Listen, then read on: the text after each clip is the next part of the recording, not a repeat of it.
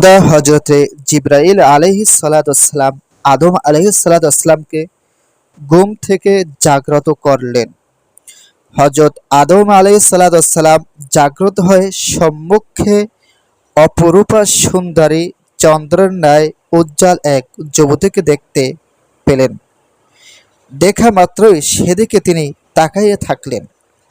হজরত জিব্রাইল আলাইহিসসালাম বললেন, ইনি হলে আপনার জীবন সঙ্গিনী বিবি হাওয়া। হজরত আদম আলাইহিসসালাম তার সঙ্গিনীর সুসংবাদ শুনে অত্যন্ত আনন্দিত হলেন।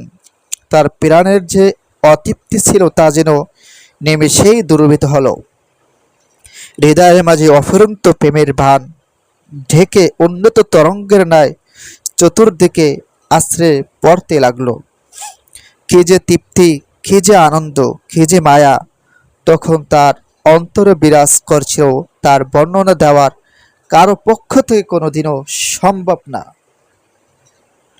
কথিত আছে, পৃথিবীতে আল্লাহ তাআলা কয়েকজন নারীকে অপরূপ সৌন্দর্য দান করেছিলেন, তার মধ্য থেকে তিনি ছিলেন অন্যতম। হযরত আদম আলাইহিসসালাম দীর্ঘ সময় বিবি হাওয়ার পানে তাকিয়ে থেকে তার নিকটবর্তী হওয়ার উদ্দেশ্যে সম্মুখে অগ্রসর হলেন।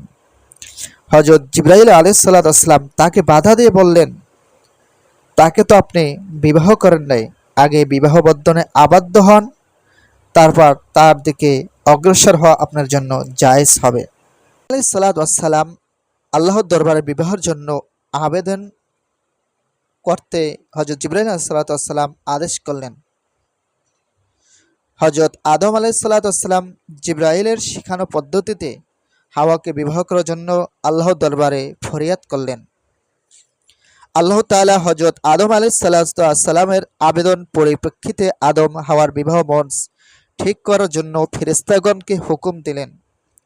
আল্লাহর হুকুমে ফেরেশতাগণ অত্যন্ত আনন্দ সহকারে স্বর্ণ, রৌপ্য, হীরা, জহরত ও মণিমুক্তা দ্বারা একটি বিশাল আকৃতিতে মঞ্চ তৈরি করলেন। এই মঞ্চটি তৈরি করা হলো বেহেশতের মধ্যকার সবচেয়ে আরাম জায়গায় তুষা নামক ছায়াদানকারী একটি বিশাল বৃক্ষের নিচে।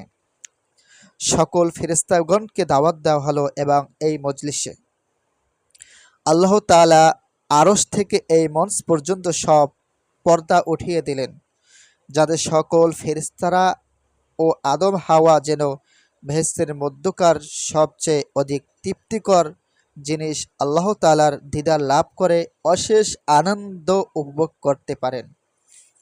অতঃপর আল্লাহ তাআলা স্বয়ং সংক্ষিপ্ত এ বিবাহের খুতবা দান করেন, বিবাহ কার্য সমাধান করে দিলেন।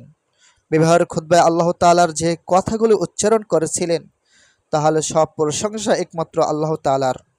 গৌরব অহংকার তার ভূষণ, নবী ও রাসূল তার প্রেরিত বান্দা, তাদেরকে মানুষের মুক্তির দূত হিসাবে প্রেরণ করা হয়েছে। হযরত মুহাম্মদ সাল্লাল্লাহু আলাইহি সাল্লাম তার একমাত্র বন্ধু ও সর্বশ্রেষ্ঠ রাসূল। আল্লাহ তাআলা সবকিছু সৃষ্টি করেছেন, সবাইকে শেষ পর্যন্ত তার কাছেই ফিরে যেতে হবে। ফেরেশতাগণ তার আজ্ঞাবহ, সে ফেরেশতাগণকে সাক্ষী রেখে আদম ও হাওয়ার বিবাহ বন্ধন সম্পন্ন করেন। তিনি এদের দ্বারা সৃষ্টিকে আরও অধ্যায় সূচনা করলেন। এই বিবাহের মহারণা হবে দরুদ ও তাসবিহ। আল্লাহ ছাড়া কোনো উপাস্য নেই, তিনি একক, তার কোনো শরিক নেই। অতঃপর হযরত আদম আলাইহিসসালামকে বলা হলো, হে আদম, তুমি ও তোমার বিবি বেহেশতে পরম আনন্দে বসবাস করো, সেখানে ফলমূল ভক্ষণ করো, কিন্তু নির্দিষ্ট ওই গাছটির কাছে যেও না। যদি যাও তবে তা হবে অন্যায় ও পাপের অন্তর্ভুক্ত কাজ। অতএব তোমরা সাবধান থেকো, শয়তান তোমাদের পরম শত্রু। তোমাদের উপর আল্লাহ তাআলার রহমত ও বরকত নাজিল হোক। হযরত আদম ও বিবি হাওয়া বিবাহ অনুষ্ঠানের পর পাঠ করলেন, হে মহান প্রভু, আমরা তোমার গুণগান করে জীবন কাটাতে চাই। তুমি মহান, তুমি ছাড়া আমাদের আর কোনো উপাস্য নেই, তোমার ছাড়া কারো রক্ষার পথ নেই। তুমি আমাদেরকে তোমার রহমতে ছায়া দান করুন, আমিন। বিবাহের পরে হযরত আদম আলাইহিস সালাম বিবি হাওয়াকে স্পর্শ করার জন্য যখন অগ্রসর হলেন তখন তাকে বাধা দেওয়া হলো এবং বলা হলো, প্রথম বিবির মহারণা আদায় করো, তারপর তাকে স্পর্শ করো। হজরত আদম আলাইহিসসালামকে বললেন, হে খোদা, আমি কি দিয়ে মহারণা আদায় করব? তখন তাকে বলে দেওয়া হলো, তুমি শেষ নবী হজরত মোহাম্মদ সাল্লাল্লাহু আলাইহি সাল্লামের উপর 10 বার দুরূদ শরীফ পাঠ করো, তাহলে তোমার পক্ষ থেকে এই বিবাহের মহারণা আদায় হয়ে যাবে। হজরত আদম আলাইহিসসালাম আল্লাহর হুকুমে তিনি 10 বার বিশ্বনবী সাল্লাল্লাহু আলাইহি সাল্লামের উপরে দুরূদ শরীফ পাঠ করলেন, তারপর মহারণা আদায় হয়ে গেল। এইভাবে আদম এবং হাওয়া আলাইহিসসালামের বিবাহ বন্ধন সম্পন্ন হয়ে গেল।